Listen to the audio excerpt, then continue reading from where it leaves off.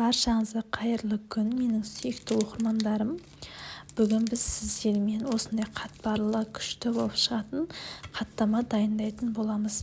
Міндетті түрде дайындап көріңіздер. Құрамы өте оңай. Алдымен кішкене ғана салқындау суымызға бір қасық тұзымызды қосып, жақсылап тұзымыз ерігенше араластырып аламыз. Және қамыр илейтін ыдысымызға електен өткізілген ұнды салып аламыз. Суымызды аз-аздан құя отырып, қамырымызды жақсылап илеп аламыз. Иә қыздар, біз қаттаманың қамырын тек қана тұзды суға илейтін боламыз. Міне қыздар, біз қамырымызды илеп алдық. Енді оны жақсылап бір-екі рет басып, столға бір-екі рет қайтарып, бетін жауып, қамырымыздың үйі қанғанша тындырып қоятын боламыз. Міне қыздар, біздің қамырымыз 15-20 минуттай тұрды.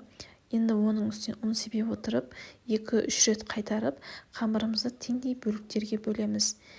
Менде 2 бөлік шықты. Үлкендеу суаладан, егер сіздерге өздеріңізге ыңғайлы болу үшін, кішірек 3 бөлікке де бөлсеңіздер болады. Енді бөлген бөліктерімізді тағы да 10-15 минутқа тындырып қоямыз. Енді қамырымызды жаюға кірісеміз. Ең алдымен қамырды қолымыздың көмегімен жаюға ыңғайлы етіп кішкене үлкейтіп аламыз. Және тақтайдың көмегімен тек қамырдың шетін ғана басып, ортасына қарай жинаймыз. Қамырдың ортасын барынша баспауға тырысыңыздар. Себебі ортасын қайта баса берсеңіздер, қамырдың ортасы жұқа, шеті қалың болып қалуы мүмкін. Міне мен қамырымды жақсылап жайып алдым. Қамырды жайып болғаннан кейін сары майымызды табаға қойып, жай отта ерітіп аламыз. Міне қыздар, мен 2 қамырымды да жайып дайындап қойдым. Және бірінші қамырды жайып, оның үстінен еріген сары майымызды бір тегіс етіп жағып шығамыз. Қатты аз, қатты көп те етіп жақпаймыз. Орташа көлемде жағып шығамыз тегістеп. Міне қыздар, қамырымыздың шет жағына май тимей қалған жерлеріне ортасына қарай қайыра отырып, осылай бір тегіс етіп жағып алсаңыздар болады. Майды жағып болғаннан кейін қамырымыз кішкене ғана 5-10 минуттай тұру керек. Себебі біздің майымыз кішкене қамырға сіңетін болады. Және оның үстінен екінші қамырымызды ақырындап жайып шығамыз. Және үстінен қалған майымызды құйып, тегістеп жайып шығатын боламыз. Және бірінші қамыр сияқты шетінің тимей қалған жерлерін ортаға қарай бүктеп, осылай майға тегізіп жайып аламыз.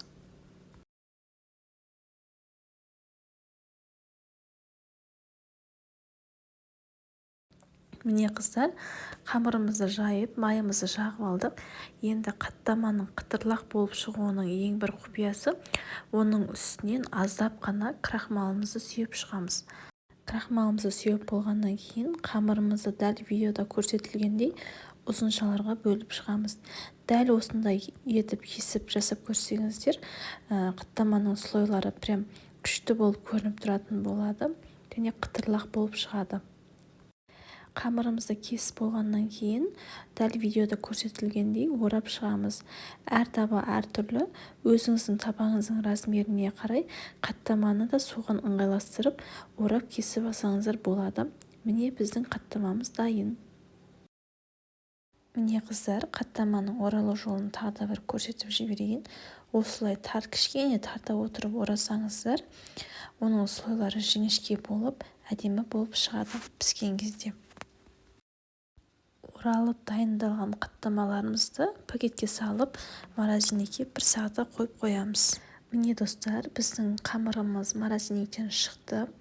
Және оны осылай әдемі етіп, ақырындап, слойларын ортаға қалдыра отырып, оқтаудың көмегімен жайып аламыз. Мен жайып дайындап қойдым. Қызып тұрған табамызға 2-3 қасық көлемінде ғана май құямыз. Майды көп етіп құюдың қажеті жоқ. Себебі біздің қаттамамыз қатты майлы болып кетуі мүмкін. Және қаттамамызды салып, вилканың көмегімен жаймендеп айналдыра отырып, қызартып пісіретін боламыз. Міне достар, осы жерде қаттаманың тағы бір құпиясы, Ол қатты майлы болып кетпеу үшін осылай екінші бетіне щетканың көмегімен майды аздап жағып шығатын боламыз. Және оны аударған кезде астына май құймаймыз, өзінің осылай бетіне жағылған маймен пісетін болады.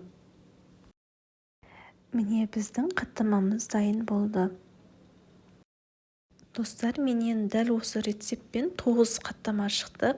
Мен оның 5-еуін ғана пісіріп, қалған 4-еуін осылай қатырып қойдым. Оны осылай жайып қатырсаңыздар да болады, бірақ оны тегістеу жерге қойыңыздар. Менікі тегіс болмағандықтан кішкене осылай қисайып қойды. Және осылай жаймай қатырсаңыздар да болады. Міне достар, біздің осымен қатпарлары өте көп қатпарлы қаттамамыз дайын болды. Өте қарапайым ғана заттардан тұратын, бірақ дәмі өте керемет болып шығатын біздің қаттамамызды міндетті түрде жасап көріңіздер. Жақындарыңызды қуантыңыздар және видео ұнаса лайк басып, комментарий жазып, каналға тіркелуді ұмытпаңыздар. Сізбен бірге болған Балнұр. Ас болсын.